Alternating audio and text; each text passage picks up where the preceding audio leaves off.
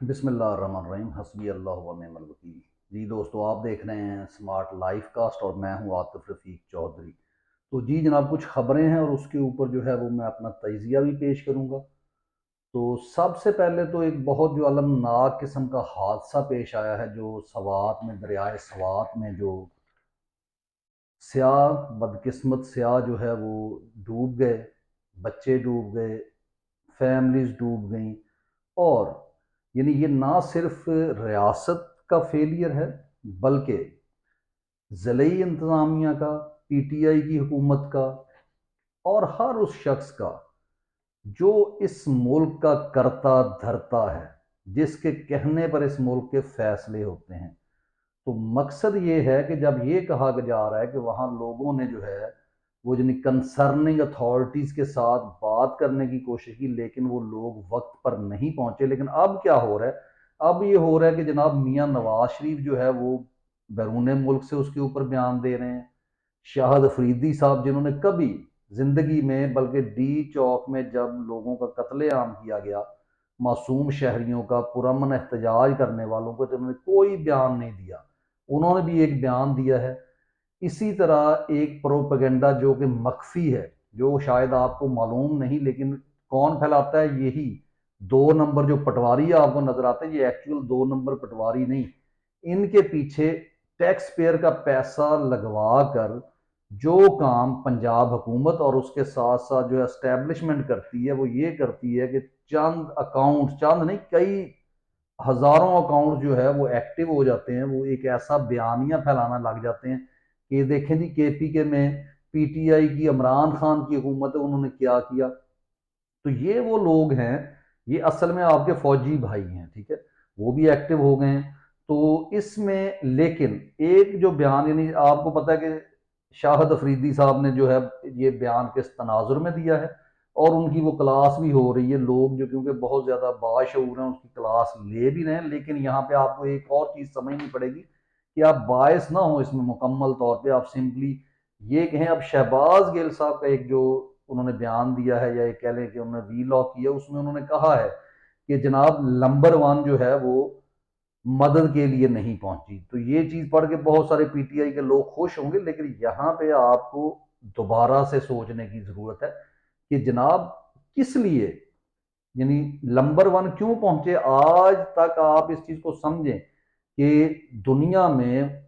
جو آپ کی ملٹری اسٹیبلشمنٹ ہے، جو آپ کی لا انفورسمنٹ ایجنسیز ہوتی ہیں، وہ ٹھیک ہے کہ وہ بھی بعض اوقات جب ایمرجنسی ہوتی ہے تو وہ شہریوں کی مدد کے لیے آتی ہیں، لیکن وہ مدد کے لیے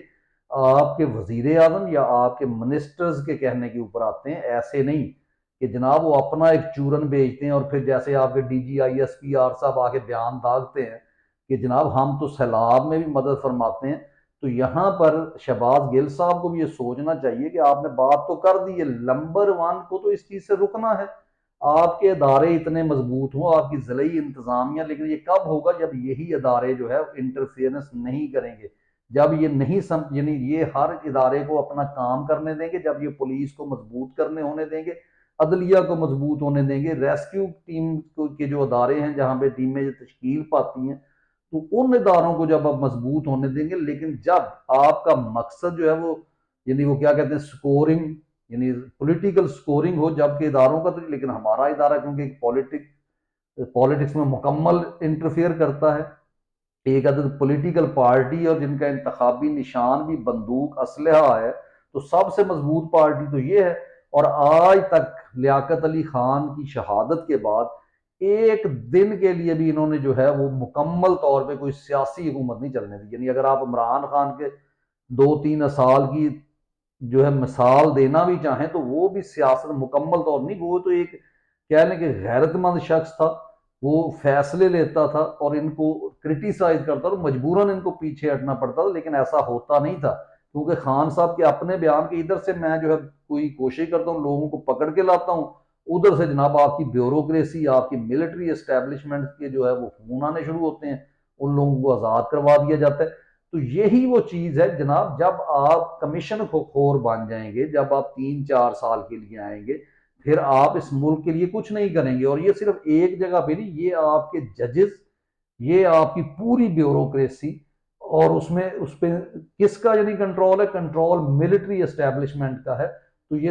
اس کو آپ سب نے سوچنا ہے کہ ان کو پیچھے دھکیلنے، یہاں پہ آپ کے ادارے کام کرتے ہیں، اور جب ادارے کام کریں، اور اداروں کے پیچھے کون ہے؟ عوام ہے۔ جب عوامی نمائندے ہوں گے تو اس طرح کا کوئی واقعہ بھی ہوگا تو آپ جناب ان کو کریٹیسائز کر سکتے ہیں۔ آپ ان لوگوں کو جو ہے بغیر کسی خوف کے، آپ کا وزیر اعلیٰ اس کو جو ہے وہ نکال دے گا، معطل کر دے گا اس افسر کو جو وہاں پہ موجود نہیں تھا۔ لیکن یہ تب ہوگا جب تمام تر طاقت جو ہے وہ آپ کے وزیر اعلیٰ، آپ کے عوامی نمائندوں کے پاس ہوگی۔ جب آپ بندوق کے سر پر آئیں گے تو پھر تو ہو سکتا ہے یہاں پہ، یعنی یہ کوئی سازشی تھیوری نہیں ہے، لیکن یہ بہت ممکن ہے کہ یہی نیریٹو قائم کرنے کے لیے پہلے سے ہم یہ سوچ رہے ہو کہ کوئی حادثہ اللہ نہ کرے ہو، اور اس کے بعد ہم اپنی جو ہے سیاست چمکائیں کہ دیکھیں جی پی ٹی آئی کی حکومت تھی، پی ٹی آئی تو کچھ نہیں کر سکی۔ اور یہاں پر شاہد افریدی کا لانچ ہونا اس چیز کو تقویت پہنچاتا ہے کہ اس کا مطلب یہ ہے کہ چلیں وہ تو انفارچونیٹلی واقعہ ہو گیا، لیکن یہ شاید ایسے واقعے کا انتظار کر رہے تھے کہ ایسا واقعہ ہوگا جناب، ہم میاں نواز شریف کا بیان بھی دلوا دیں گے، ہم جو ہے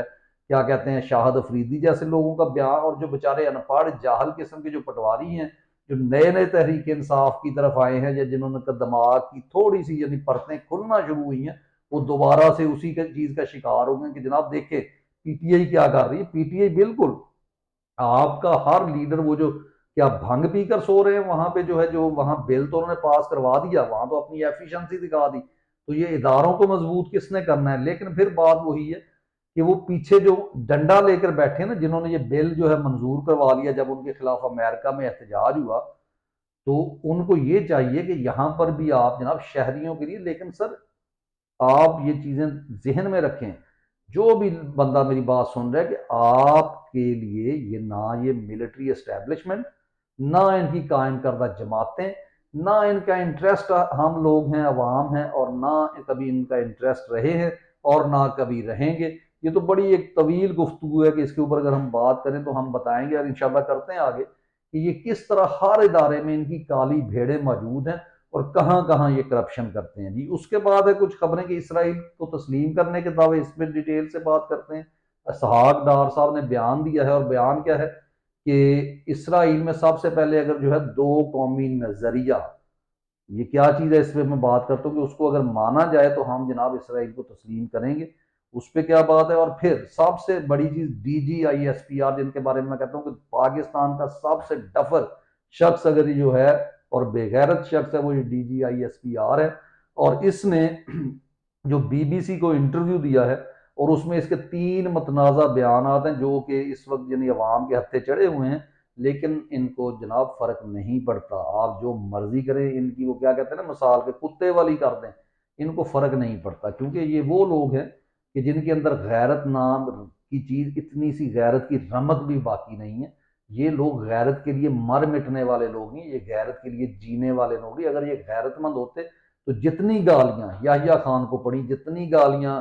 اس کو ایوب خان کو پڑی، چلو اس وقت تو میڈیا فعال نہیں تھا، لیکن اس وقت جتنی گالیاں باجوہ کو پڑ گئی تھی، اس کے بعد ہونا تو یہ چاہیے تھا کہ آصم منیر صاحب جو حافظ قرآن تھے، وہ کوشش کرتے کہ جناب میں ایک اسلامی معاشرت کی بنیاد رکھوں، لیکن نہیں، انہوں نے باقاعدہ طور پہ اس قدر برہنہ ڈانس کیا ہے اس ملک میں کہ اب تو جو ہے، اور میں تو شکر ادا کرتا ہوں کہ یہ ہو گیا، اچھی بات ہے، کیونکہ پورے پاکستانیوں کو یہ معلوم ہو گیا کہ ان لوگوں کی پرائیورٹیز میں یہ قوم، یہ ملک، یا اس میں بسنے والے جتنی عوام ہے وہ نہیں ہے، ان کے اپنے مفادات ہیں۔ اس کے لیے جناب یہ آدھے گھنٹے میں کیا 5 منٹ میں یہ پورے ملک میں جو ہے لوگوں کو اکٹھا کر کے اپنے لیے غیر آئینی ترامیم کروا سکتے ہیں، لیکن ملک کے لیے یہ کچھ بھی نہیں کر سکتے۔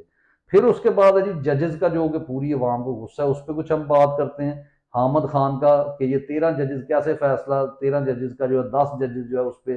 اس کو اڑا سکتے ہیں، اس پہ بات ہوگی۔ اور پھر جو ہے کچھ باتیں ہیں جو کہ ملکی اور غیر ملکی سیاست پر آگ ڈار کا جو یہ بیان آنا کہ اگر 2 قومی نظریے کی بنیاد پر جو ہے وہ فلسطین کا فیصلہ کیا جائے تو ہم سوچیں گے نہیں جناب، نہ آپ کے پاس سوچنے کی صلاحیت ہے، نہ آپ سوچتے ہیں۔ ہاں کیا کرنا ہے، یہ آپ کو جو آپ کی اسٹیبلشمنٹ ہے اس نے کہا کہ تھوڑا سا ٹیسٹ لگا کے چیک کرو کہ قوم کی نبض کیا ہے، پھر اس کے بعد آپ سوچیں گے کہ آپ نے کیا کرنا ہے، ٹھیک ہے۔ ہاں، اور کیا ہوگا اس کے بعد، آپ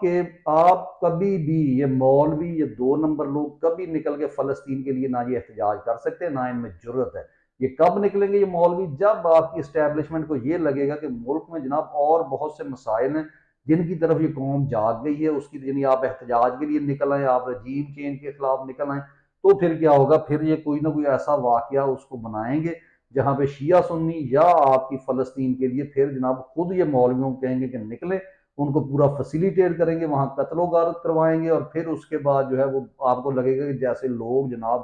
فلسطین کی حق میں نکل رہے ہیں۔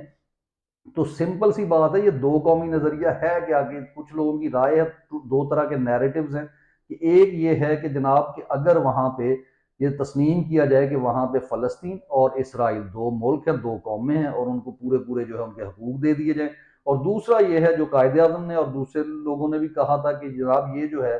کہ اسرائیل کا وجود ہی نہیں ہے، یہ تو ایک قسم کا کیا کہتے ہیں ایک ناجائز قسم کی ریاست ہے، تو اس کے اوپر بات کرنا نہ کرنا، یہ وہ لوگ ہیں جناب کہ کچھ دیر پہلے آپ کے لوگ جو ہے وہ اسرائیل کا وزٹ کر کے آئے ہیں۔ آپ کے نواز شریف کے بیٹے کے اوپر یہ پرابلم تھے کہ انہوں نے جو ہے جب وہ کاروبار کر رہے تھے، جو مشینری تھی وہ اسرائیل سے خریدی۔ ان لوگوں کے لیے اسلام، اسرائیل، ان چیزوں کی باتوں کی کوئی گنجائش نہیں ہے۔ یہ تو صرف جو ہے اسرائیل کے خلاف، انڈیا کے خلاف آپ کو جو بیانات دے کے، جیسے ابھی انڈیا پاکستان جنگ میں انہوں نے صرف اپنا وہ ایک نیریٹو سیدھا کرنے کے لیے جو ہے وہ کھڑے ہوئے ہیں، ورنہ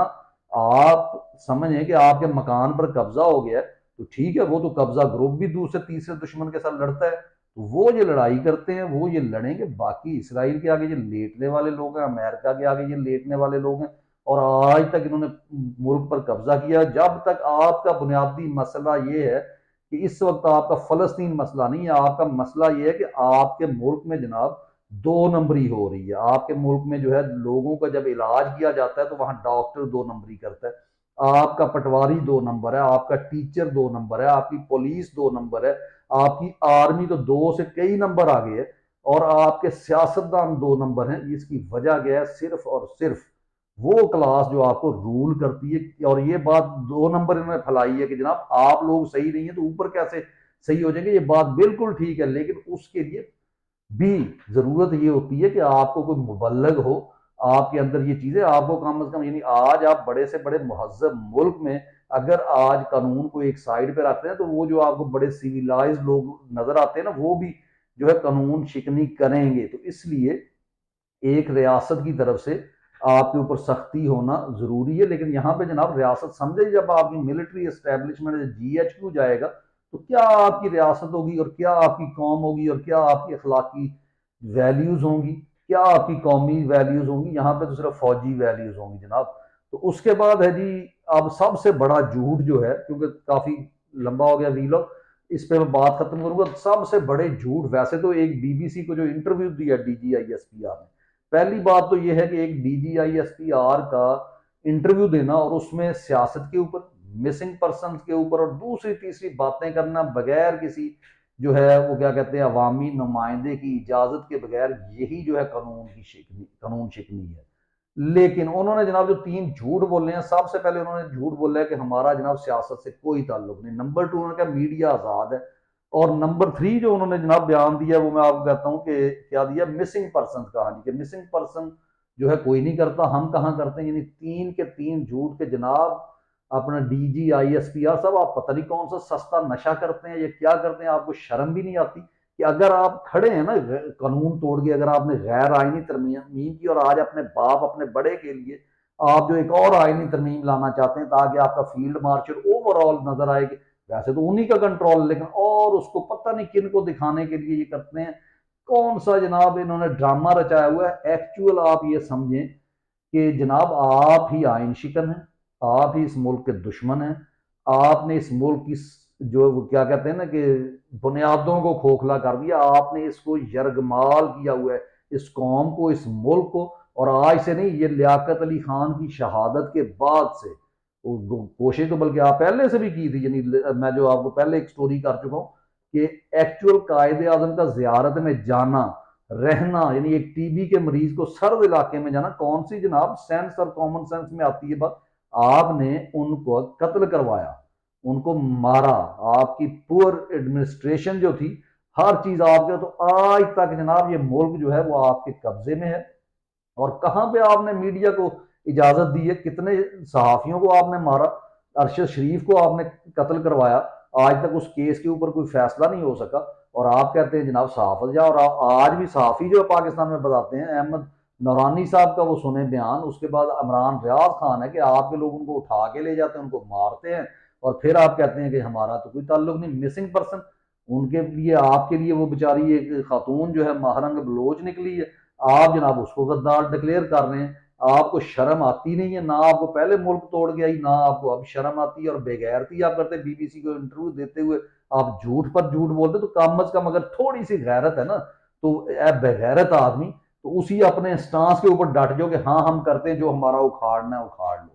یہ بات کرو، تاکہ ہم کم از کم کہیں کہ ایول سائڈ پہ تو تم ایک، یعنی ایک کہہ لو کہ ڈٹرمنٹ بندے ہو، لیکن تم وہ بے غیرت لوگ ہو جو اس سائڈ پہ بھی نہیں کھڑے ہو سکتے، نہ تم نے ماننا ہے، نہ تمہیں کوئی شرم ہے، نہ کوئی حیا ہے، نہ تمہیں کوئی غیرت ہے۔ اور تیسرا بیان جناب اس شخص نے جو دیا ہے وہ یہ ہے کہ سیاست میں کوئی تعلق نہیں ہے۔